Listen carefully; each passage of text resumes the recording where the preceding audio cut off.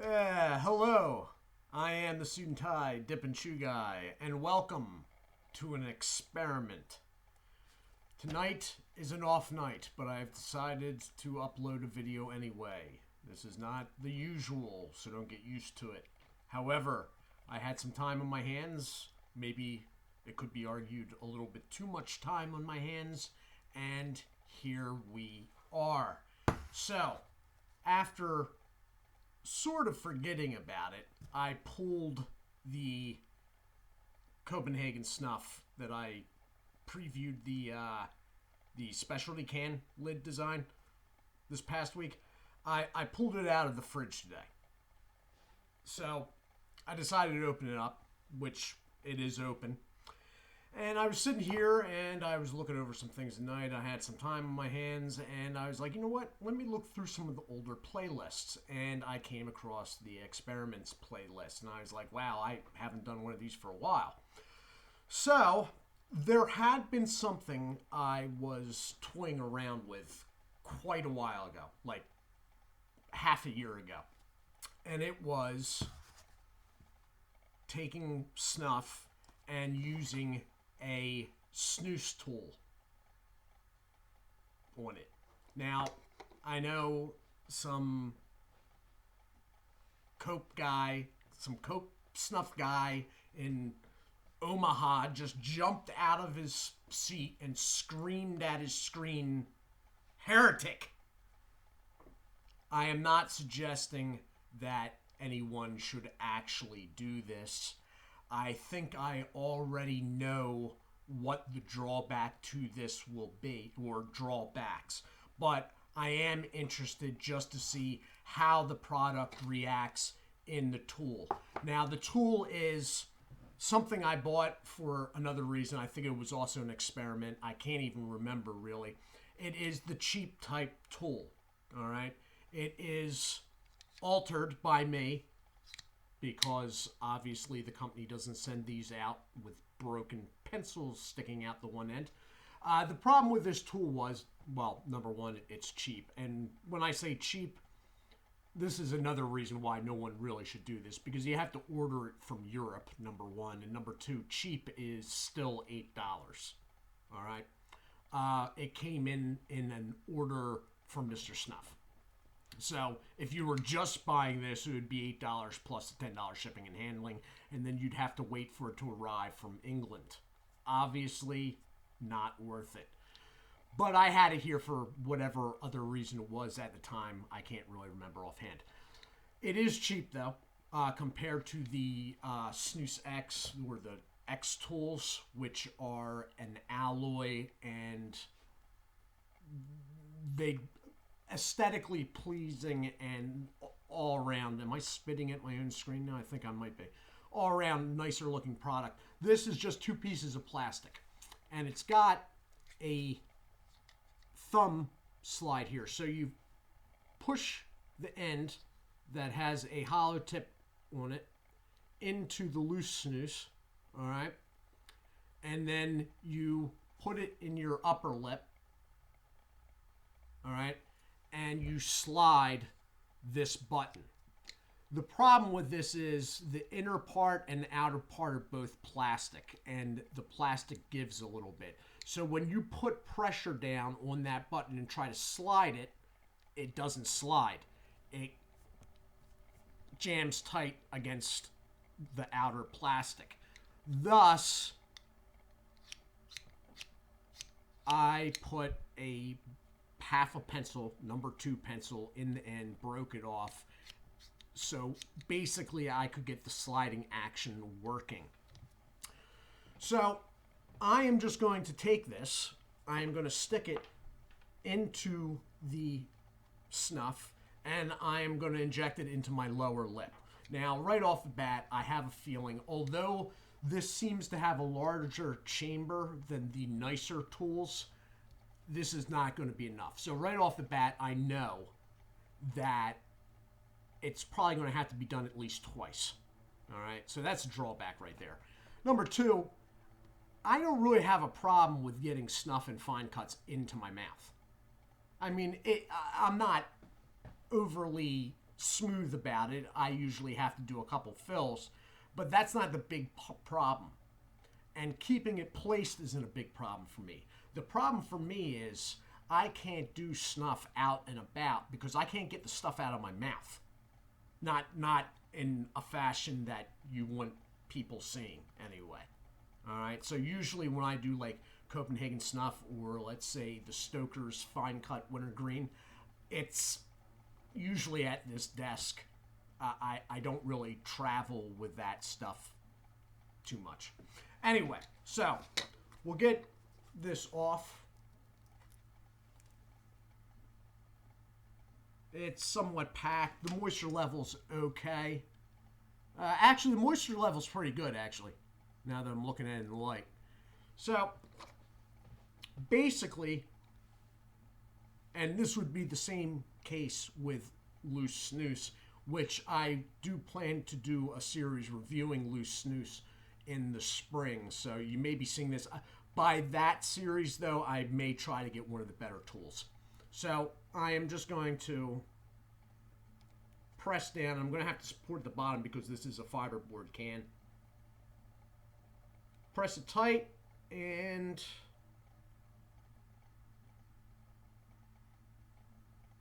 all right. So let me just do this as I would if I wasn't recording a video and see if it works all right.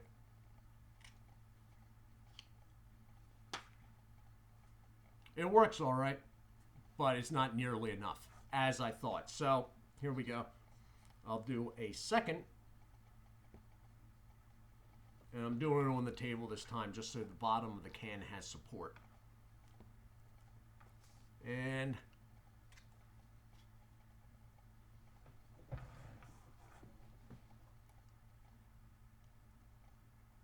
okay, so, I mean, it works as I sort of thought it would.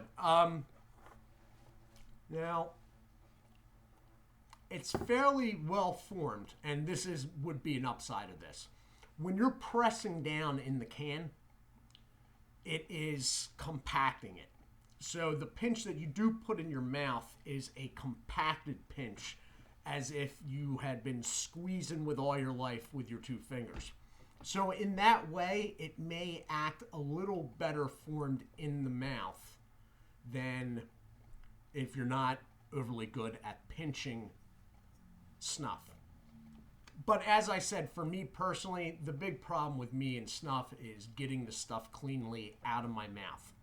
And I've yet to do it in my lifetime. So this is all right. I mean, as I'm said, I'm not suggesting anyone actually go out of their way to buy one. Look, if you're having to go this route to use snuff, Copenhagen Snuff, whatever, then maybe you are using the wrong cut.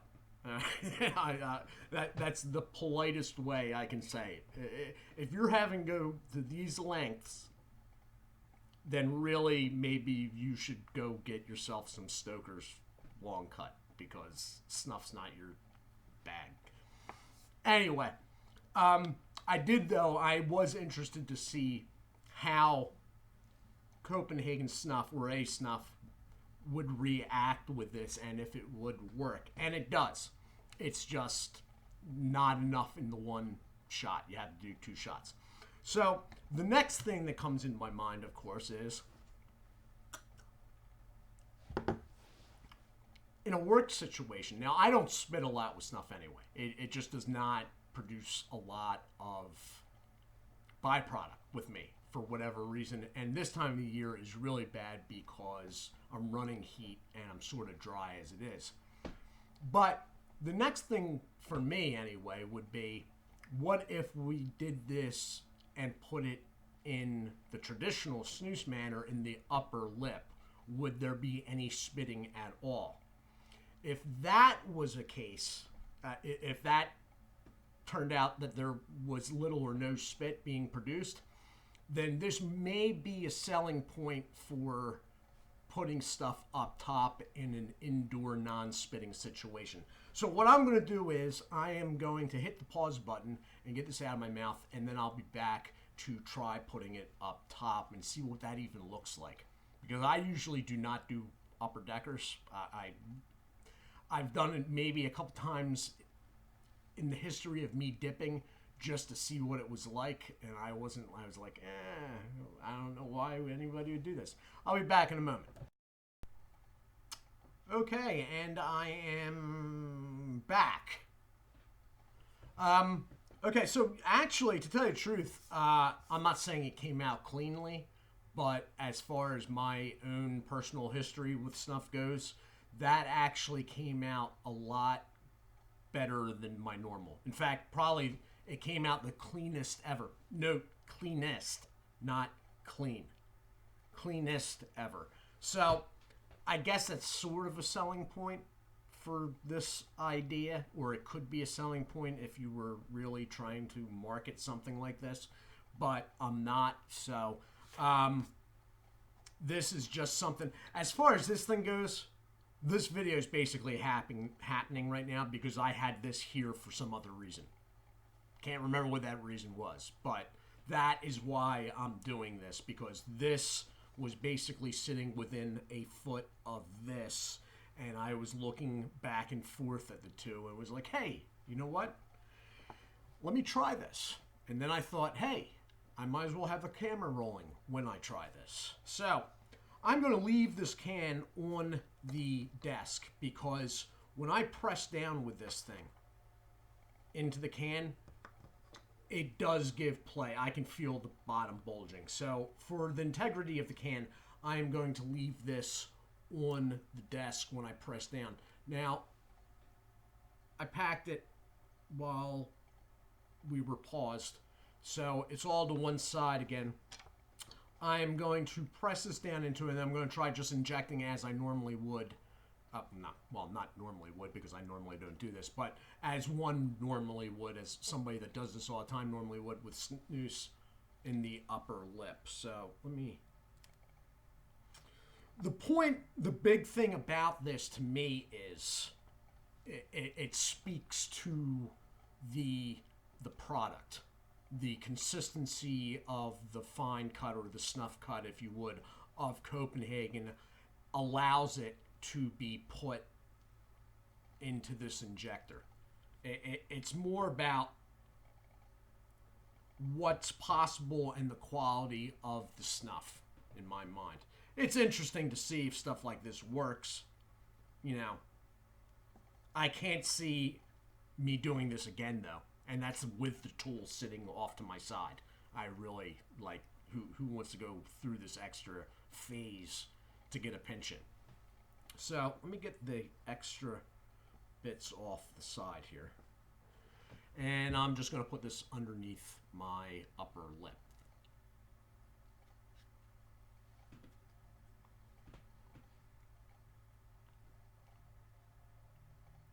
Yeah, see, this is the thing I don't... Now, as far as a actual snooze portion went, this would give a pretty big loose portion in the upper lip. I mean, this is noticeable, at least to me, and probably is even... It feels like it's affecting my speech a little bit. You could not put a second portion in the upper. Without looking like a complete and utter jackass, you couldn't. So, it's not really...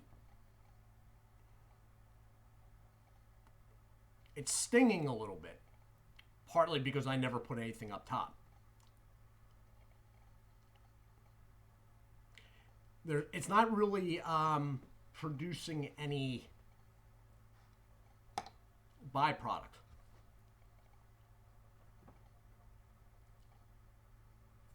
I'm going to spit, but it's not even like I really have to. It's just I feel my speech is already slightly thrown off by this. It may be producing a small amount of byproduct with my saliva, but that's only because I'm getting a sting up top. I mean, if I was used to something being up top and I wasn't getting a sting from nicotine absorption, I don't think this would really cause much of anything with me. And if that was the case in an indoor situation, I would probably personally want to still have a spittoon around. But if it was, let's say, under a desk and I didn't really want people to see it, I could probably get away. The only problem with this is, to me, this is noticeable. Like this right here. Now, I got it right here. And to me, it's noticeable. And God forbid if I was in some cubicle somewhere and somebody came up and started talking to me. Because I'm feeling very self-conscious right now. It's staying formed. It's not coming down over the teeth. Maybe a little bit there. It is producing a little bit of byproduct with me. Now, I don't know. See, I'm not a snuff guy. Copenhagen snuff guys, I know you guys are out there somewhere. I don't know whether you see this video or not. Leave a comment at the bottom. I don't know if guys ever pinch and put up top with snuff. I don't know if that's... I know upper deckers is a thing with dip. Guys do it.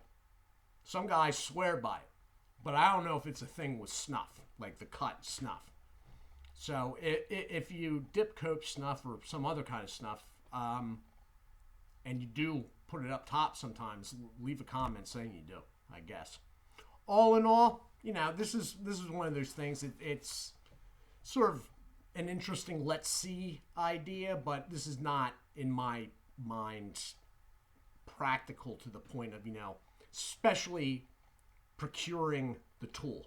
Like, you know, it's not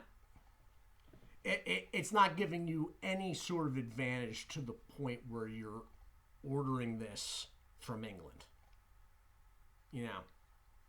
And really, as I said before, if you're having to resort to this to do this, then maybe you shouldn't be doing this. If you get what I'm saying. That said, it is interesting that the product is cut consistently and fine enough that it can be used. And it was interesting that it did come out. The big part with me with snuff, or me not using snuff, is that I can't get it out clean. And when I say clean, I can't get it anywhere close to coming out clean. And it sort of got closer, a lot closer, when I did it at the break. As for up top, to tell you the truth, regular pinching snuff, I'm not even quite sure how I would do that up top. Maybe that'll be another video. But this worked. It's just, it feels very odd to me. Anyway, so this was the off night video. I will be back tomorrow evening with a short format dip review. I do hope you all are well. Do take care of yourselves, and God bless.